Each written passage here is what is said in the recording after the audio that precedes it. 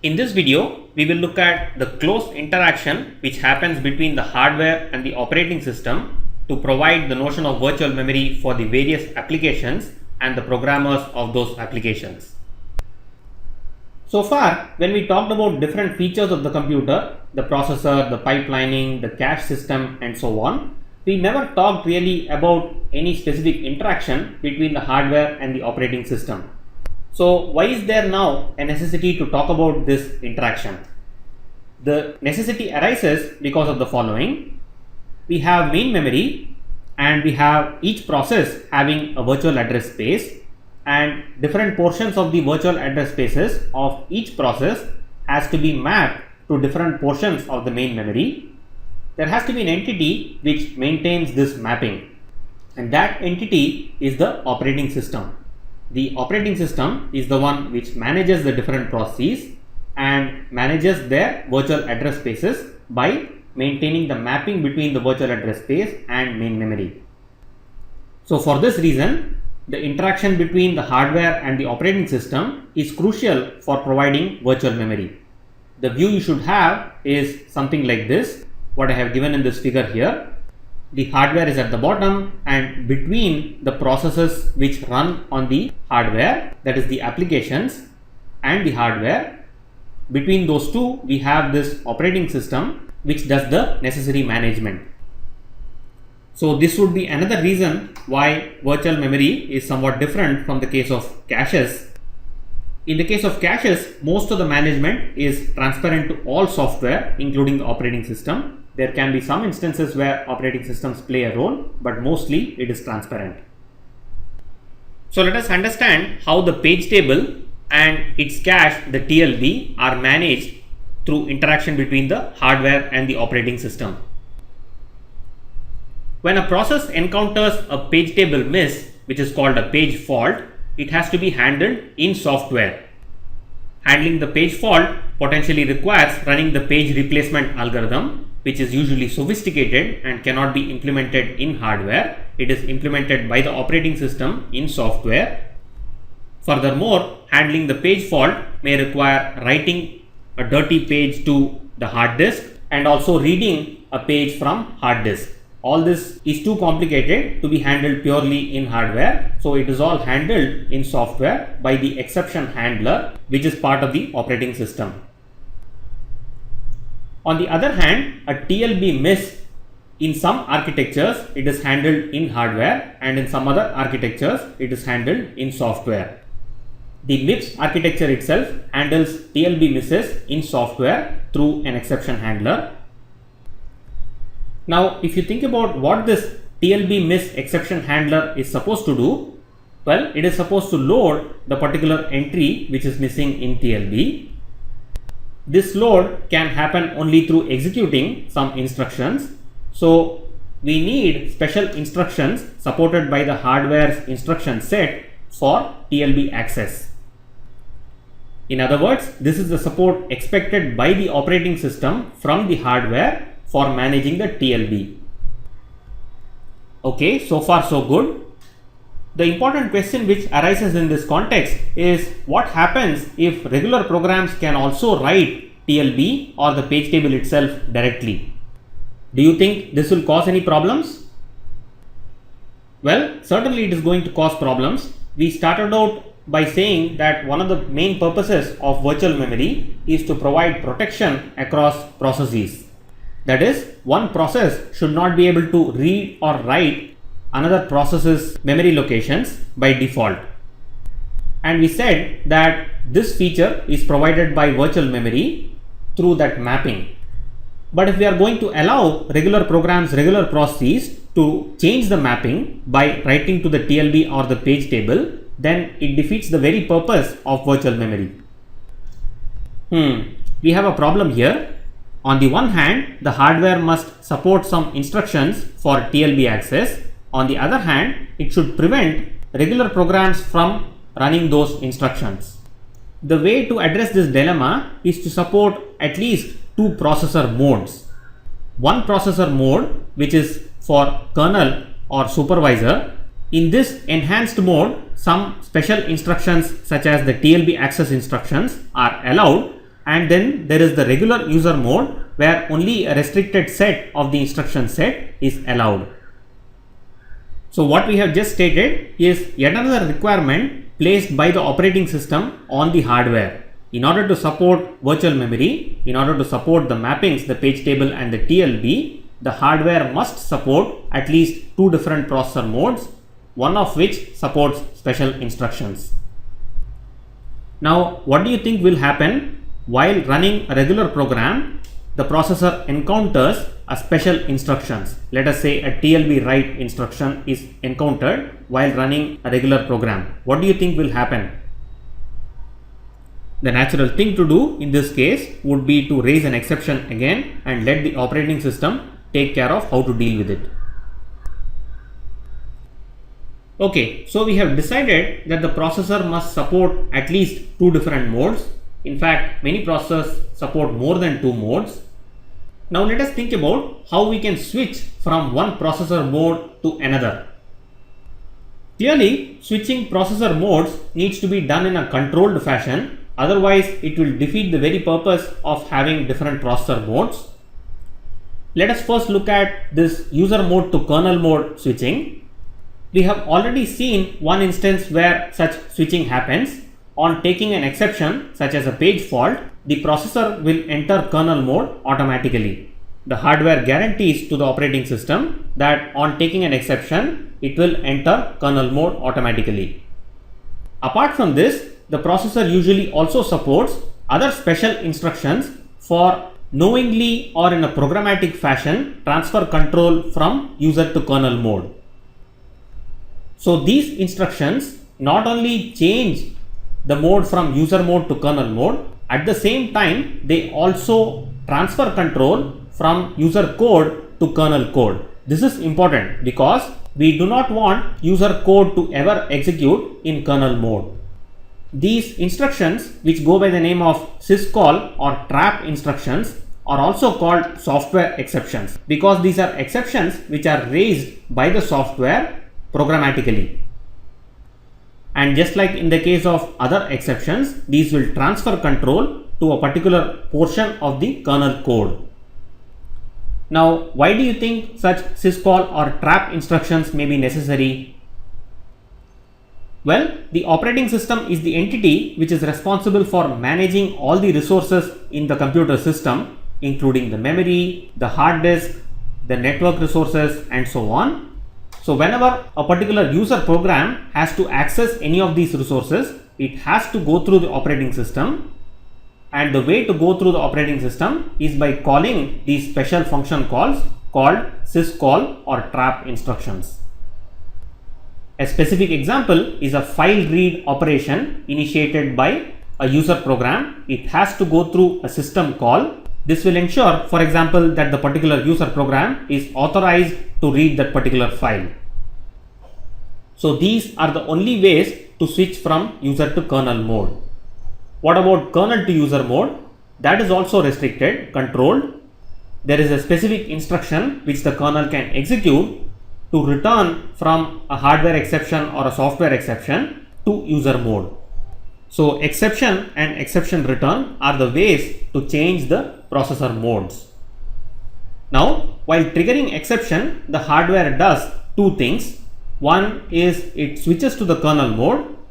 Another important thing it does is that it also disables further exceptions. This is important because while handling an exception, it has to save some state, and while it is in the middle of saving that state, we do not want further exceptions to occur. So after the relevant state has been saved, the exception handler will enable at a safe stage further exceptions. Let us look at a specific exception handler to see what it does. This is the MIPS code for the MIPS TLB miss exception handler, which is resident at this particular address. The TLB miss handling code, as you can see, is quite simple. This is because the hardware provides quite a bit of support. The first instruction which is executed is to move from the coprocessor to a particular register the address of the relevant page table entry. So this context register is a special register, and the hardware guarantees that the value of this register will be such that it will point to the relevant page table entry of the current running process. In other words, the various bit manipulations we have been looking at for getting at the page table entry is already done by the hardware and kept ready in a 32-bit value in this context register. So given this, all we have to do next is to load that particular page table entry into the register, for which we use a load word instruction, that is the second instruction here. And once we have the page table entry, we can write it on to a location in the TLB, and this is a two-step process. We have to move from a register to a special register called entry low, and then the TLB write is the special instruction which is used for moving the value from entry low to a location in TLB, and the replacement algorithm used in the MIPS TLB is a random replacement. This helps in keeping the TLB miss handler quite simple, and after having loaded the TLB, we simply return from the exception by using this exception return ERET instruction. So that's it. This is the MIPS TLB miss handler. Quite simple, isn't it? So let's see if you have understood this well. Do you think in this TLB miss handler, the TLB can end up having invalid page table entries? Well, it can indeed end up having invalid page table entries, because we see nowhere in the code there is a check for verifying whether the page table entry which is being loaded is valid or not. This design decision is taken in the MIPS architecture because it considers TLB miss to be more common than page fault. So the common case of TLB miss is made simple and fast. So this whole thing takes only about a dozen cycles of cost, the TLB miss. Of course, this will have the cost that there could be a page fault subsequent to a TLB miss, but this scenario is considered to be rare because page faults themselves will be rare. Now, why do you think the cost of the TLB miss handler will be a dozen cycles when there are only 5 instructions in the TLB miss handler? Well, an exception in the pipeline will have more cost than just the number of instructions executed in the exception handler. This is because the pipeline, which is already full at the time the exception happened, has to be drained and then refilled. This has a cost, and this is the additional cost which is reflecting in a dozen cycles cost for the TLB miss handler as opposed to just 5. Let us now look at the TLB from the perspective of the system supporting multiple processes more or less simultaneously. That is, the computer will switch from running one process to running another process in a rather fine-grained fashion of a few milliseconds or a few tens of milliseconds. In this perspective, we realize that the virtual address space is per process, which means that the virtual address to physical address mapping is also per process. That is, the TLB entries which are a cache of this mapping is also per process. Given this, the question then arises as to what should happen to the TLB on a context switch. That is, a context switch is nothing but changing from one process to another. What should happen to the TLB in such a case? There are two options which are followed in different architectures. In some architectures, the option which is chosen is to simply flush the TLB on a context switch. Flushing the TLB is a viable option because, after all, context switch happens in the order of a few milliseconds or few tens of milliseconds, which may be small in human terms but is quite large in terms of the number of processor cycles. So spending a few more cycles in loading up the TLB once again is not going to be a huge cost in relative terms. The other option, which is also common in some architectures, is to have a process ID or PID tag field in the TLB. Not only that, the hardware also has to support a special register called the PID register, and the hardware at the time of TLB entry lookup has to match up the PID register with the PID tag field in the TLB in addition to the regular virtual page number tag matching. Now, who is the entity responsible for managing this PID register? It has to be the operating system. The operating system is the one which is responsible for managing the different process, assigning them process IDs, and while doing that, it also fills in the PID register as appropriate. So these are further examples of the close interaction between the hardware and the operating system for supporting virtual memory. Here are a few more details of the page fault handler. The page fault handler is typically separate from the TLB miss handler. In MIPS, the page fault handler is at a different location from the TLB miss handler. Now, why do you think the page fault handler is separate from the TLB miss handler? The reason is that the TLB misses are going to be more common than page faults, and we want to keep the TLB miss handler simple and fast. The page fault handler typically has to do many more things, and we want to keep this code separate from the TLB miss handler. And what are the things the page fault handler has to do? Well, it has to save the process state. This is because after all, the page fault can happen any point in the program.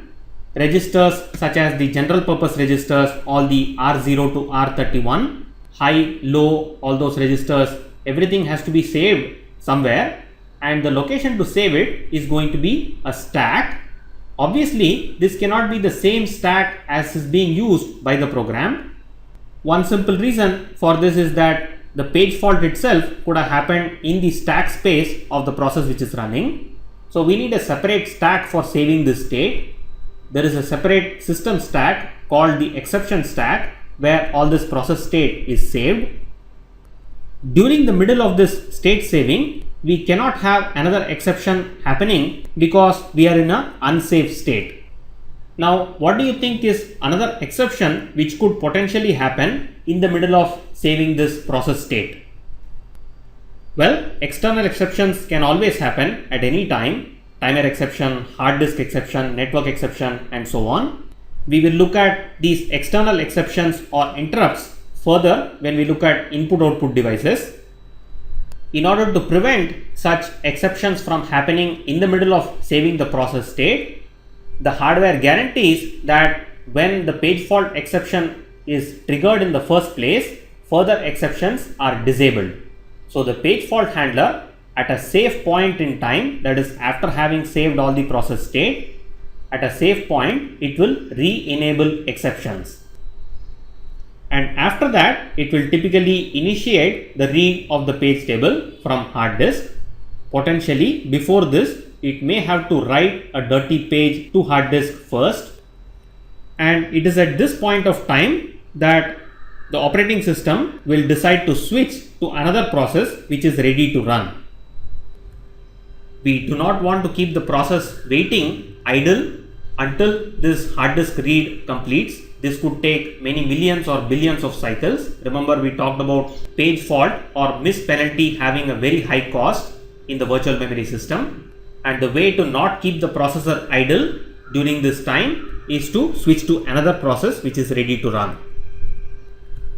So as you can see, the page fault handler typically has to do many more things more complicated than the TLB miss handler, which is quite simple. A couple of remarks here are in order. First is that restarting exceptions is not easy. If a page fault happens in the middle of executing an instruction, restarting that instruction is not going to be easy.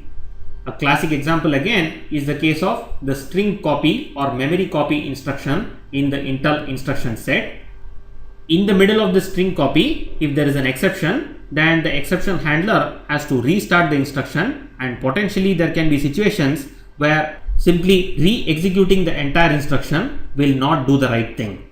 A thinking exercise for you is to create a situation with the string copy instruction where simply re-executing the instruction in case there is a page fault in the middle of the string copy is not going to produce the correct result.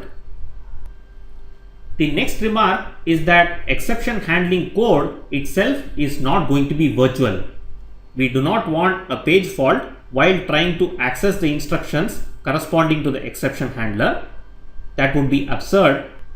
So the exception handling code itself is placed in a portion of memory which is called unmapped memory.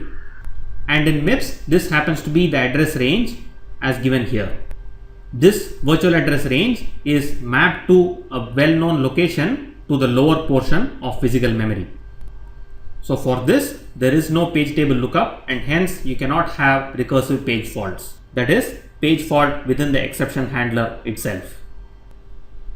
While talking about virtual memory systems in a multi-process environment, the notion of working set is an important one. The working set is the set of pages of a particular program or a set of active programs which need to be in main memory. If these set of active pages are not in main memory, what happens is a situation called thrashing. This happens when the working set size exceeds the main memory size. For example, if the main memory say has 8 pages and the working set consists of 12 pages, then we are going to keep accessing these 12 pages quickly one after another, either a single program or a set of programs. Then we are going to have a situation where there are many page faults. The page fault rate is going to be high. In other words, we will end up with a situation where the processor stalls waiting for disk. The rate at which the processor proceeds in execution will then depend on the rate at which page faults are served, which is the rate at which disk is read, which is going to be quite slow, and we will have overall very poor performance. Many times when you are using a computer, you may have noticed that the system slows down considerably and hard disk access keeps happening repeatedly. This is a scenario where the working set has exceeded the main memory size and thrashing is happening. And typically in this situation, you can make things much faster by closing a few programs and thus reducing the working set size.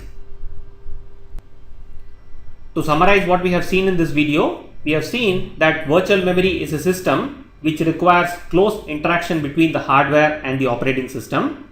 The operating system is the one which manages the virtual memory to main memory mapping, and the hardware has to provide certain kinds of support for managing this mapping. This support is in terms of special instructions, multiple processor modes, and special instructions also for switching between these modes. So with this, we are done with memory systems, and the next topic is going to be input-output systems.